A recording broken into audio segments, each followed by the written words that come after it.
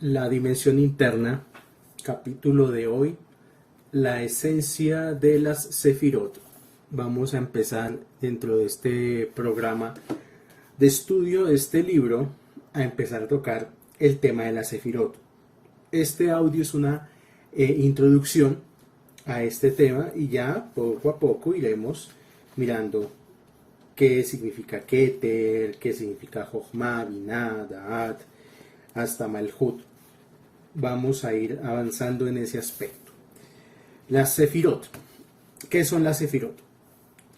Hemos visto en audios anteriores que las Sefirot actúan como filtros de la luz divina o filtros de la acción de Dios en este mundo. Las Sefirot son generalmente definidas como Midot. Midot es una palabra que literalmente significa medidas o dimensiones y por extensión también significa atributos o cualidades. Es por medio de las Sefirot que el Creador limita su esencia infinita y expresa cualidades específicas que sus creaciones pueden captar y con las cuales pueden relacionarse. En este sentido, las Sefirot actúan como filtros o como recipientes para la luz del Ein Sof que las llena. La palabra Sefirá, ¿cómo se escribe la palabra Sefirá? Se escribe con las letras Samech, Pei, Yud, Resh, He.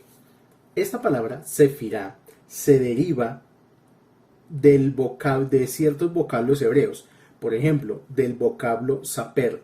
Saper significa expresar o comunicar. Saper se escribe Samech, Pej y Resh, que también lo tiene la palabra Sefirá. Y también la palabra Sefirá está conectada con la palabra Sapir. Sapir se escribe Samech, Pej, Yud y Resh. Ahí ya vamos viendo patrones que se repite la Samech, se repite la Pej, se repite la Resh. La palabra Sapir quiere decir zafiro, brillantez o luminosidad. O sea, de la palabra Sapir también puede derivar, por ejemplo, el Sefer Torah, para que vayamos entendiendo. Y ya veamos a la palabra Sefar. Sefar se escribe con Samech, Pej y Resh, que significa frontera. Y me adelanté con la palabra Sefer. La palabra Sefer se escribe Samech, Pej y Resh, también igual que Sefar, y significa libro. En esencia, aquí ya vimos varios conceptos que están ligados a la Sefirá. Expresar, comunicar, zafiro, frontera, libro, como por poner unos ejemplos. Todos estos conceptos están ligados entre sí y apuntan a las funciones básicas de la Sefirot. Primero, las Sefirot son Orot. La palabra Orot significa luminarias. Entonces, las Sefirot son luminarias que sirven para revelar y expresar la grandeza del Creador. Y segundo, son Kelim, o sea, son recipientes que delimitan y delinean la luz infinita del Creador. Las Sefirot tienen también estas dos cualidades. Por un lado son luminarias, pero también son vasijas. Y esta, digamos que está sujeta a ser definida en términos de número y límites. Esta distinción responde a un interrogante fundamental analizado por muchos maestros de Kabbalah.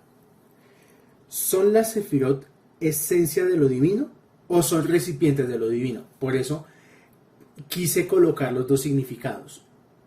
En el término Sefirot está luz, pero a la vez también está vasija.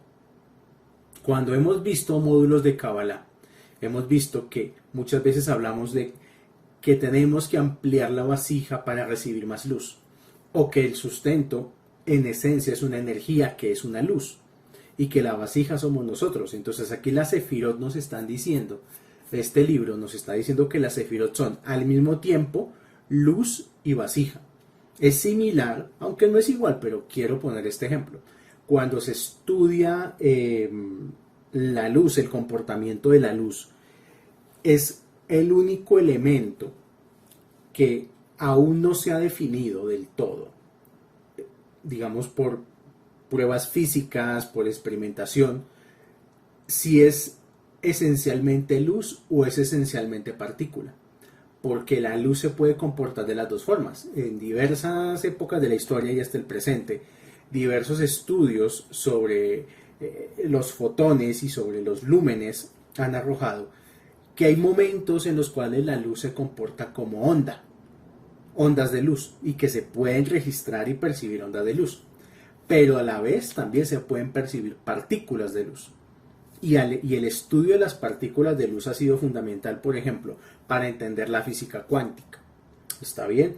Entonces, la luz tiene esa dualidad y digamos que no ha habido todavía una corriente científica que determine realmente qué es la luz, si es una onda o es una partícula. Entonces se toma porque tiene las dos características. Es a la vez ondas y a la vez partículas. Aquí nos está diciendo la dimensión interna, que las sefirot al mismo tiempo son luz y vasija, tienen esa dualidad, y por eso preguntan, los maestros de la Kabbalah se suelen preguntar, ¿las sefirot qué son? ¿Son esencia de lo divino o son recipientes de lo divino? En otras palabras, ¿son las sefirot como 10 ventanas a través de las cuales podemos percibir lo divino? ¿O son 10 instrumentos que el Creador utiliza para dirigir el mundo? El Arizal responde que ambas alternativas son verdaderas en distintos niveles. O sea, igual que el ejemplo de la luz, depende de qué tipo de estudio se haga, de cómo se esté abordando el estudio de la luz, puede ser onda o partícula. Aquí nos está diciendo el Arizal, que es la autoridad máxima de la Kabbalah, que las sefirot pueden ser al mismo tiempo luz o vasija. Como ya se indicó, las sefirot pertenecen esencialmente al nivel de Atzilut, cercanía. En esta dimensión se hallan en un estado totalmente indiferenciado. Es por esto que el Sefer Yetzirah se refiere a ellas como las 10 sefirot de la nada. Así les dice el Sefer Yetzirah. En efecto, es en su aspecto de Atzilut que las sefirot pueden ser definidas como 10 luces o 10 ventanas, a través de las cuales el Ein Sof, que es la luz que está por encima de todas las sefirot, el Ein Sof ilumina toda la creación. No obstante, en el nivel de Atzilut, las sefirot son solamente abstractas e inefables, o sea, son conceptos casi que incomprensibles. Solo pueden ser descritas en términos de sí mismas, y por lo mismo no podemos conocer verdaderamente su esencia. Es solo cuando se refractan estas sefirot dentro de la dimensión de Beriah, o sea, el mundo de la creación, que somos capaces de siquiera pensar en ellas. Pero no solo eso, sino que incluso antes de que podamos darles nombre y hablar de ellas como instrumentos separados del poder creativo de Dios, primero deben refractarse doblemente en la dimensión de Yetzirah, bajan un poco más en el mundo de la formación. Finalmente, es en la dimensión de Asiyah, en el mundo de la acción, que las sefirot representan la interacción básica que Dios tiene con el ser humano y con la dimensión física. Así pues, los conceptos básicos de las sefirot adquieren existencia en Atzilut, pero solo se vuelven manifiestos en los niveles inferiores de la dimensión espiritual. Esto significa que la estructura interna de cada universo está compuesta por las mismas 10 sefirot. Toda esta explicación es para dar a entender este punto, que cualquier manifestación de la creación, sea en este mundo o en otros mundos, contiene las 10 sefirot. O sea, todos tenemos una parte de Keter, una parte de Jochma, una parte de Binah, una parte de Gesed, Geburah, Tiferet, Netzat, Hod, Yesod y Malhut. Conforme el proceso de contracción llega cada vez a mayores niveles de ocultamiento de la luz de Dios, las sefirot se revelan cada vez más como recipientes separados de lo divino. Pues es sólo a través de este proceso descendente que la luz del Creador se vuelve accesible para nosotros y a su vez nos permite elevarnos y comunicarnos con la infinitud del Ein Sof. O sea, que para que nosotros podamos entender el concepto de las sefirot, tenemos que primordialmente comprenderlas en este mundo como vasijas. O sea, nosotros no podemos ver la totalidad de la luz de la Sefirot. Entonces se hace necesario que aquí, en este nuestro mundo material, simplemente esa esencia se convierta en vasija, para que nosotros podamos, con nuestros 5 sentidos, dentro de un contexto de 3 dimensiones, podamos contemplar y comprender parte de la estructura de la Sefirot.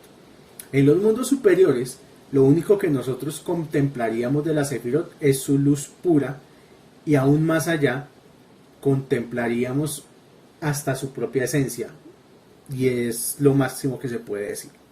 Ahora, la estructura de la Sefirot. Las 10 Sefirot son, con frecuencia, descritas en un orden antropomórfico que se corresponde en paralelo con la cabeza y el cuerpo del ser humano.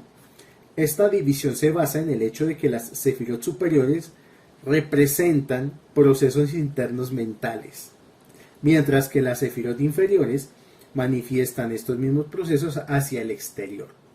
Es por ello que, al aludir a esta división, las 7 Sefirot inferiores siguen siendo llamadas Midot. Aquí esto es importante, o sea, aquí nos está diciendo que las 7 Sefirot inferiores, que son Zeir Anpin y Malhut, Gesed, Geburah, Tiferet, Netzach, Hod, Yesod y Malhut, las vamos a entender dentro del contexto de Midot. Recordemos, la palabra Midot significa medidas o dimensiones. ¿Okay? Mientras que las 3 Sefirot superiores son definidas como Mohin, mentalidades, o sea, o intelectos. Cuando uno muchas veces habla en los cursos de Zohar de intelectos, de saber bajar intelectos, hablamos es de los Mohim, de los cerebros de las 3 Sefirot superiores, de Keter, Jochma y Binah. Y muchas veces cuando uno se enfrenta al estudio del Zohar, se tiene que enfrentar a estos conceptos, a los Mohim de Binah, de Jochma, de Da'at, etc. Hay un libro que se llama Tikkuné Zohar. El Tikkuné Zohar comienza por describir las 7 Sefirot inferiores. Entonces, Gesed, el Tikkuné Zohar lo llama amor y lo conecta al brazo derecho, que es el de dar. Geburah, retención, es el brazo izquierdo, que corresponde a el deseo de recibir o de tomar. Tiferet, que es el concepto de armonía, es el tronco del cuerpo, o sea, el tronco del cuerpo es el equilibrio entre el dar y recibir. Netzach significa dominio, y Hod significa empatía, y Netzach y Hod representan las dos piernas, pierna derecha, pierna izquierda. Yesod, el fundamento, es en el caso del hombre sus partes íntimas, el extremo del cuerpo. Y finalmente Malhut, que significa hegemonía, representa, en algunos textos representa los pies, pero también en el Tikkuné Zohar a Malhut se le representa con la boca. Aquí se nos introduce a las 7 fuerzas fundamentales de la creación: amor, retención, armonía, dominio, empatía, fundamento y hegemonía, que son las 7 Sefirot inferiores. Gesed, amor, como el brazo derecho. Geburah, retención, como el brazo izquierdo. Tiferet, el tronco del cuerpo situado entre las 2 extremidades superiores. Juntas, estas 3 Sefirot constituyen una triada: Gesed, Geburah y Tiferet. Por consiguiente, cuando la Torah habla de que Dios emplea su mano derecha para bendecir al mundo o para concederle su abundancia, incluso si sus acciones no lo ameritan, esto se refiere a Gesed. O sea, ahí ya vamos entendiendo. Cuando la Torah nos habla de que supuestamente Dios tiene que manos, que brazos, que dedos, que boca, que ojos, está haciendo referencias a Kabbalah pura, y nos está diciendo aquí literalmente que cuando la Torah nos habla de la mano derecha del Creador, está hablando desde el Gesed, de la Sefirá de Gesed. Y cuando habla de la mano izquierda, alude obviamente a Geburah, mediante la cual Dios restringe su amor con el fin de juzgar al hombre exclusivamente en función de sus actos. Así, La sefirá de Gesed representa la acción incondicional de dar, mientras que Geburah representa el aspecto de restricción respecto de la capacidad del hombre de recibir el amor de Dios. Por su parte, Tiferet es la combinación de las dos fuerzas, de Gesed y Geburah. Por esta razón, Tiferet es conceptualizado como el cuerpo mismo del ser humano, porque es el que representa la armonía perfecta entre amor y restricción. Y Tiferet, el centro del cuerpo, es el que mueve la mano derecha y la mano izquierda, el brazo derecho y el brazo izquierdo. Las sefirot de Netzach, dominio, Hod, empatía, Yesod, fundamento, forman otro grupo de tres, otra triada. Entonces, tenemos la primera triada, Gesed, Geburah, Tiferet. Ahora tenemos una segunda triada, Netzach, Hod y Yesod. Netzach está representada por la pierna derecha, y al igual que Gesed, representada por el brazo derecho. O sea, la pierna derecha conecta también con Gesed. Denota la acción de sobreponerse a las limitaciones y los obstáculos. Es interesante, por ejemplo, hay muchas personas que el cuerpo solito les está mostrando la situación de vida en la que están, o lo que están pasando, o lo que están sintiendo. Hay personas que, por ejemplo, si les duele la rodilla derecha, tienen miedo a dar, tienen miedo a avanzar, porque están conectando negativamente con el Gesed. ¿Está bien? Y al igual que Gesed, Hod está representada por la pierna izquierda, al igual que Geburah, representada por el brazo izquierdo. O sea que brazo y pierna izquierdos conectan con la fuerza de Geburah. Brazo y pierna derechos conectan con la sefirá de Gesed. Y al igual que el Geburah representada por el brazo izquierdo, denota ya sea una consideración extrema hacia los demás o una sumisión pasiva.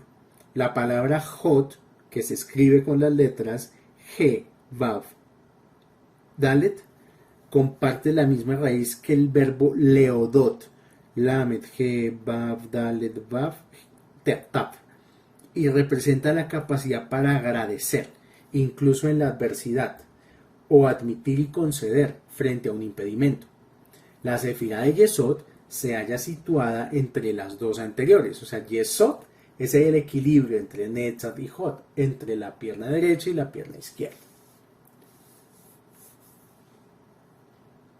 Y es Yesod el balance entre la agresividad de Netzach y la aquiescencia pasiva de Hod.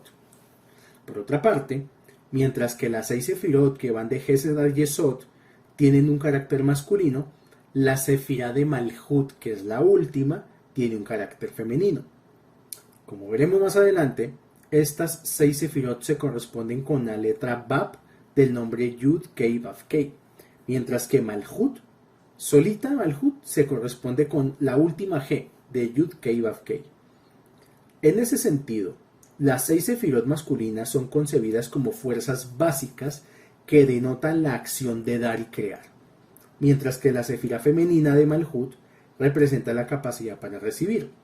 Las 6 sefirot se relacionan conceptualmente con los 6 días de la creación.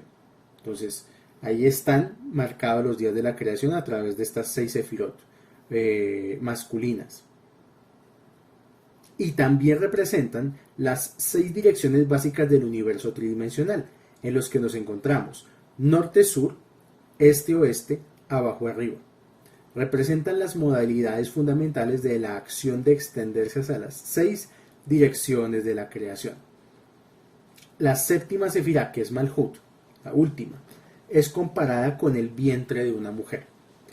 ¿Por qué? Porque representa la capacidad para recibir, contener y eventualmente regresar a algo más perfecto y completo. Así como una mujer puede recibir unas cuantas gotas de semen, las preserva, las hace crecer y entrega un hijo, una criatura, un bebé. Adicionalmente, Malhut se relaciona con el séptimo día de Shabbat, el séptimo día de la creación. Es Shabbat lo que nos proporciona el poder para así agarrarnos a las fuerzas masculinas de la creación e integrarlas en nuestras vidas.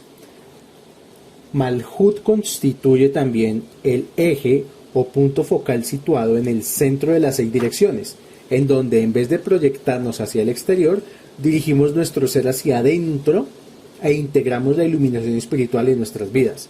O sea que uno hasta el Shabbat lo podría graficar, porque si vemos que los 6 días de la creación son las 6 direcciones de los 6 puntos cardinales, norte, sur, este, oeste, arriba y abajo, el centro de esas 6 direcciones cardinales es el séptimo punto, es Malhut y a la vez es Shabbat. Por eso en Shabbat, en lugar de salir al mundo, de salir a la calle, de salir no sé, a vivir la vida, a disfrutar del cine, a hacer lo que cualquier persona, cualquier goyim hace en Shabbat. En lugar de salir al mundo en Shabbat, nos recogemos hacia nosotros mismos en Shabbat.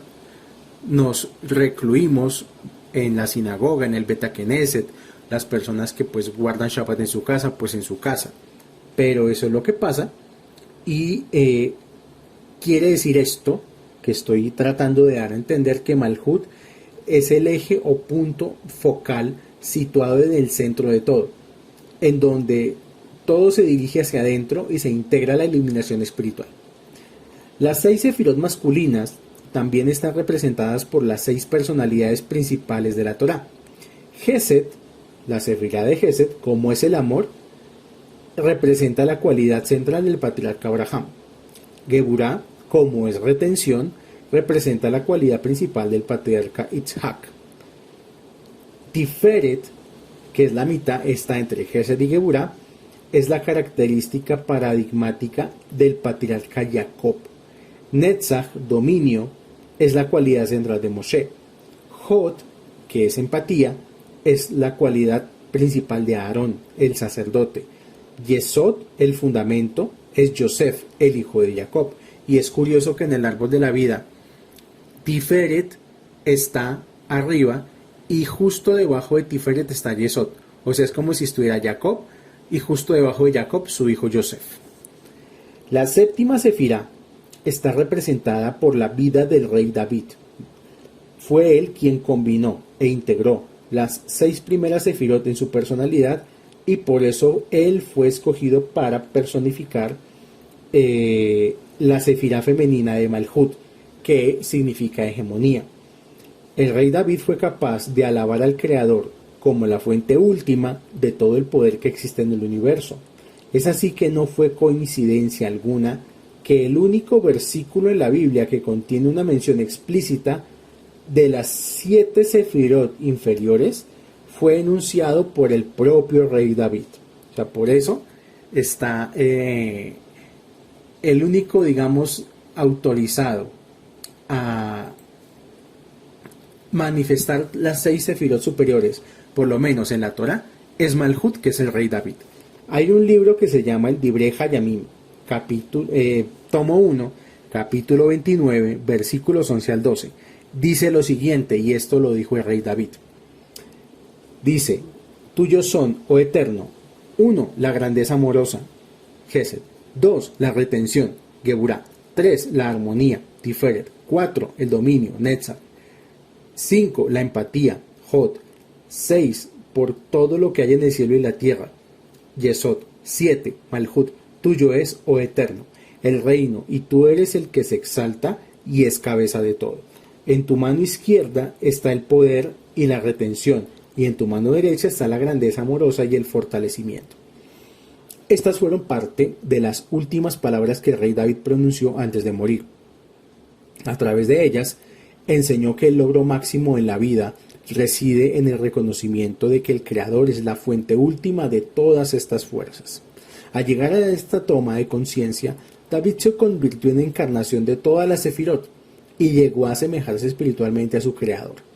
Hay otro libro, ya lo mencioné minutos antes, el Tikkuné Zohar, prosigue la descripción de las 3 mentalidades, de los 3 mojín, los 3 cerebros, Jochma, Sabiduría es el cerebro derecho, que es la sede del pensamiento. Binah, que es inteligencia, es el corazón donde reside el poder del corazón para comprender. Sobre ellos está escrito: las cosas ocultas pertenecen al Eterno nuestro Dios. Keter Elión, la corona trascendental, es la corona de la Keter de la hegemonía Malhut, respecto de la cual se declara: yo, Dios, declaro el final de las cosas desde el principio. O sea, cuando dice aquí, yo, Dios, declaro el final de las cosas desde el principio, está hablando al mismo tiempo. Final, Malhut, principio, Keter. Aquí se nos introduce a la tríada superior de las 10 sefirot. Keter, que significa corona, Jochma, que significa sabiduría, y Binah, que significa inteligencia. La palabra Keter literalmente significa corona y alude a la cualidad trascendental de la primera sefirá, que, al igual que una corona, reposa encima de la cabeza. O sea, la cabeza no es Keter, es la corona que está encima de la cabeza. O desde otra óptica, encierra y rodea el cerebro lo mismo que hace el cráneo. Esto significa que Keter trasciende tanto a Jochma como a Binah y constituye el origen de las dos. O sea, Keter es el origen de Jochma y de Binah. Representan el nivel de la causa primera que precede a toda actividad creativa. Hay un dato curioso con esto de las coronas, y es que los reyes de la antigüedad precisamente se copiaron de esta analogía con Keter, y para representar su poder justamente colocaban encima de sus cabezas una corona, representando la corona en sí no era el punto era demostrar que por encima de ellos había una fuerza que los estaba, una fuerza enorme, superior, que los estaba pues protegiendo y les estaba dando todo su respaldo. Era como un dato curioso. Continúo. Dios creó el mundo con sabiduría infinita. La Biblia expresa esta idea al decir, en Salmos 104, versículo 24, dice: ¿qué tan grandes son tus obras, oh Eterno? Todas las hiciste con Jochma, con sabiduría. Además, la sabiduría siempre está relacionada con el concepto de inicio, en particular con el inicio de la labor creativa de Dios. No obstante, tiene que existir algo que por lógica preceda incluso a la misma sabiduría. Este es el nivel de Keter, que es la corona, el cual precede a la sefirá de Jochma y representa el primer elemento de la creación. Cuando mencionamos el concepto de los olamot en audios anteriores, las dimensiones existenciales, aludimos a la noción de la voluntad profunda del Creador. Mencionamos que el nivel de Adán Katmon se refiere a la voluntad primordial que inició todo lo que existe y lo sustenta. En términos de Sefirot, este concepto es llamado Keter Elión. Entonces, para tenerlo en cuenta cuando vayamos a estudiar Zohar y que nos lleguen con estos conceptos, no quedar como perdidos. Keter Elión significa corona trascendental. Keter representa la voluntad y el deseo primordiales de crear un mundo para el ser humano. Además de eso, Keter representa el propósito último y la meta final hacia la cual toda la creación se está dirigiendo. Es por eso que alude al concepto de fin que reside en forma latente en el principio. Podemos entender esto si concebimos la noción de voluntad, algo así como la causa primera, y la idea de propósito como el efecto final. La sefirá de Keter unifica e integra los dos polos de la existencia, o sea, en el propio Keter está el inicio y el final de todo. Es por ello que, al exponer el nivel de Adán Katmon, citamos la idea de que la acción completada se halla en el primer pensamiento. Esto muchas veces yo lo explico en el Zohar y en el libro del Jardín de las Manzanas, cuando se habla de que en el mundo de Atzilut están todas las ideas, pero también está toda la capacidad para llevar esas ideas a cabo. Eso es lo que quiere decir esto, que la acción completada se halla en el primer pensamiento. El primer pensamiento que uno tiene sobre algo contiene de alguna forma todo aquello que se necesita para que ese pensamiento se lleve a cabo. Este mismo concepto se repite en términos de las Sefirot, que es lo que estamos estudiando. El Sefer Yetzirah dice aquí, abro comillas, su final está presente en su inicio y su inicio está presente en su final, cierro comillas. Ahora, va a decir el Tikkun Zohar, cuando afirma que Keter Elión es la corona de la hegemonía, o sea, que Keter Elión es la corona de Malhut. Al decir eso, vincula la idea de voluntad inicial con la de propósito final y da origen a la relación perfecta de causa y efecto. O sea, la relación de causa y efecto no es solo tikkun o no solo es karma, sino es esto, es la voluntad inicial que contiene en sí misma el propósito final. O sea, cuando una persona hace una petición en la plegaria y la hace correctamente, o cuando una persona aprende a programar sus sueños, tiene la capacidad de poder traer desde el mundo espiritual la voluntad ya con el propósito final, que en términos prácticos es no solamente pedir la cosa en sí, sino que todo el universo gire en dirección hacia lo que estamos pidiendo. O sea, que todo el universo diga sí, relativo a lo que estoy pidiendo, a lo que estoy solicitando. Y no que aparezca un obstáculo, dos obstáculos, tres, que es lo que pasa usualmente. La persona encuentra mucha oposición entre lo que desea y lo que obtiene. No tiene una relación perfecta de causa y efecto. Hay una enseñanza que transmitió Dios al profeta Yeshayá, por ejemplo. Profeta Isaías capítulo 46, versículo 10, dice, yo declaro el final de las cosas desde el principio. Incluso, todo final es un nuevo comienzo. Hay un misterio relativo a esto, y es que si una persona logra elevar su conciencia y hacerla subir por todas las Sefirot hasta Keter, si llegáramos a Keter, Keter inmediatamente se convertiría en Malhut. El final se vuelve otra vez un nuevo comienzo. Así como Keter, corona, se corresponde con el cráneo que rodea el cerebro, Jochma, sabiduría, y Binah, inteligencia, se relacionan con los dos hemisferios del cerebro. Entonces, Keter es el cráneo que cuida lo que hay dentro, que es el cerebro, y Jochma y Binah son hemisferio derecho, hemisferio izquierdo. Juntos, Jochma y Binah son descritos como, entre comillas, entes ocultos, porque al igual que los procesos mentales, sus efectos solo son perceptibles al ser exteriorizados por las 7 sefirot inferiores. O sea, se necesita de las 7 sefirot inferiores es para poder manifestar lo que hay en las sefirot superiores. A nivel divino, Jochma y Binah son concebidas como los procesos abstractos que precedieron a los 7 días concretos de la creación. Esta idea se encuentra aludida en el versículo. Dice aquí, el Eterno fundamentó la tierra con Jochma, con sabiduría, y con inteligencia, o sea, con Binah, estableció el cielo, y con su conocimiento, Da'at, las profundidades son abiertas. Esto está en Mishle, capítulo 3, versículos 19 al 20. La escritura también afirma, una casa es construida con sabiduría, es establecida con inteligencia, y con conocimiento sus habitaciones son llenadas. Igual, Mishle, capítulo 24, versículos 2 al 4. En un sentido similar, al citar las cualidades personales de Betzalel, el hombre que fue escogido para construir el Mishkan, el santuario modelado con base en la estructura de los universos trascendentales, Dios dice, abro comillas, esto que voy a leer es de Shemot, capítulo 31, versículo 3. Yo lo he imbuido con el Espíritu de Dios, con Jochma, sabiduría, con Binah, inteligencia, y conocimiento, Da'at.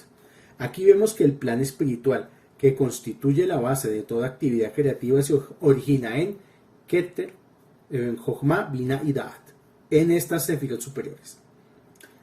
Los versículos citados hablan específicamente de 3 cualidades. Vuelvo y repito. Jochma, sabiduría. Binah, inteligencia. Y Da'at, conocimiento. Como se indicará más adelante al hablar de la sefirá de Keter, Da'at funciona en muchos sentidos como una semisefirá.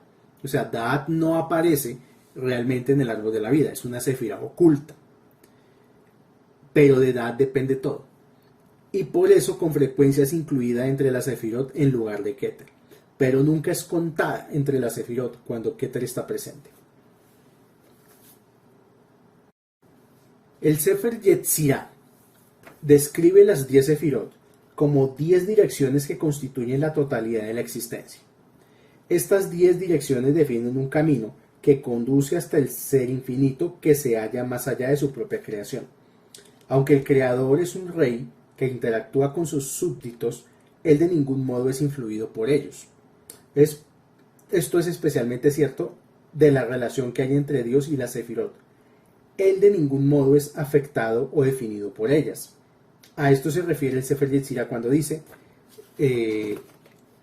esto lo voy a tomar literal del Sefer Yetzirah, dice, 10 sefirot de nada, su medida es 10, no tienen fin, una profundidad de comienzo, una profundidad de final, una profundidad de bien, una profundidad de mal, una profundidad de arriba, una profundidad de abajo, una profundidad de este, una profundidad de oeste, una profundidad de norte, una profundidad de sur.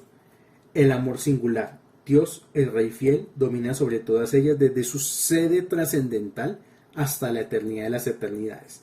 Es tal cual lo que acabamos de describir, que Dios tiene la capacidad de relacionarse con toda su creación, pero de ninguna manera su creación lo va a afectar.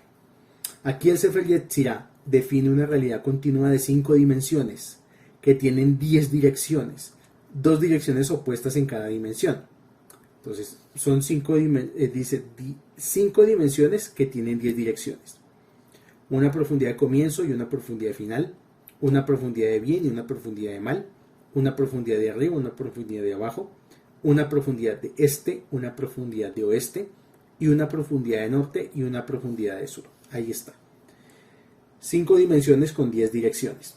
Hemos visto ya que el universo físico de 3 dimensiones consta de 6 direcciones. Otra vez, norte, sur, este, oeste, arriba, abajo.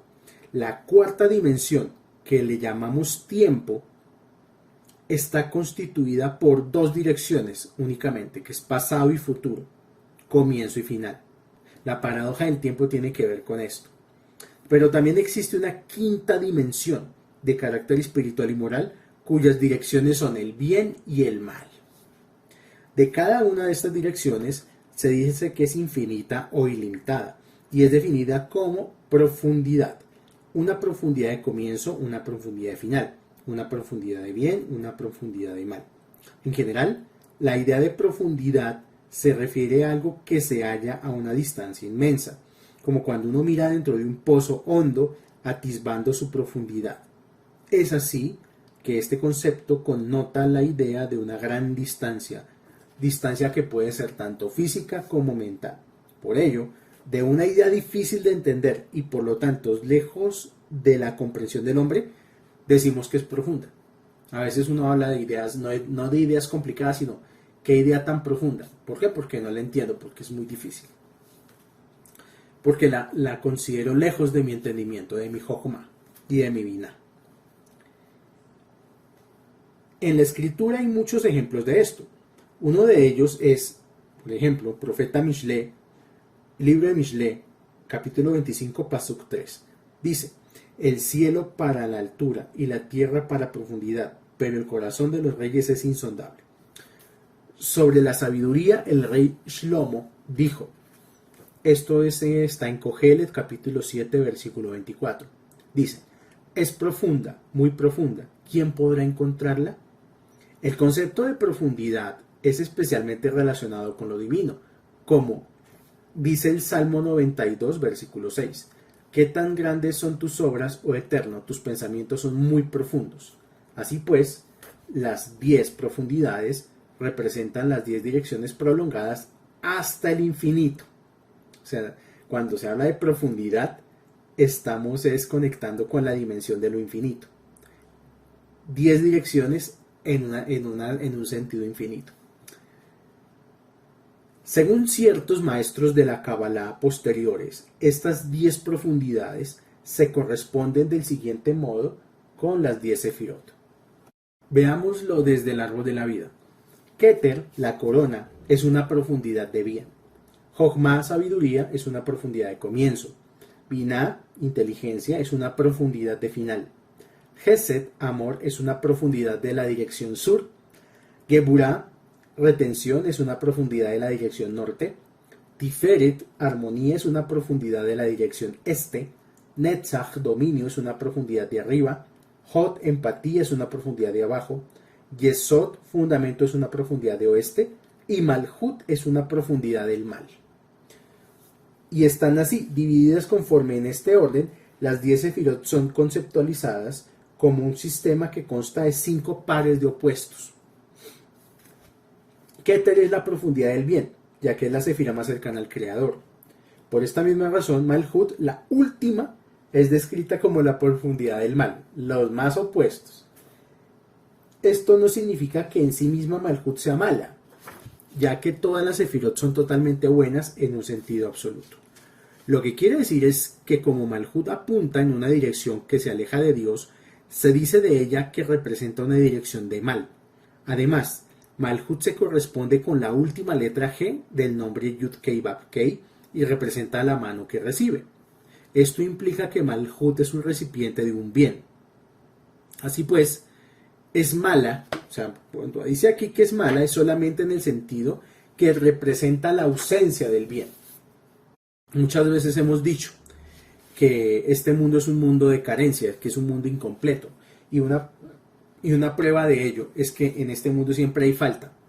O sea, una persona tiene 1.000.000 de pesos en la cuenta y siente que le falta, que hace falta otro 1.000.000 para que tenga 2. Si tiene 2, siente que le hace falta para tener 3. Muchas relaciones pasan por la falta, que falta cariño, que falta amor. Este mundo, Malhut, está caracterizado por carencia, porque siempre falta. A eso es a lo que se refiere aquí el texto. Puesto que Keter, corona, se halla en un nivel más allá de nuestra comprensión, el máximo nivel que puede ser captado es Jochma, sabiduría. Por esta razón, Keter es también definido como eternidad, es decir, el tiempo infinito que la mente humana no puede penetrar ni sondear. En cambio, Jochma y Binah representan el comienzo y el final del tiempo, la profundidad del pasado y la profundidad del futuro. Al igual que también representa la primera letra Yod del nombre Yud-Kei-Vav-Kei. Jochma representa el potencial indiferenciado de la existencia que el Creador le desea otorgar.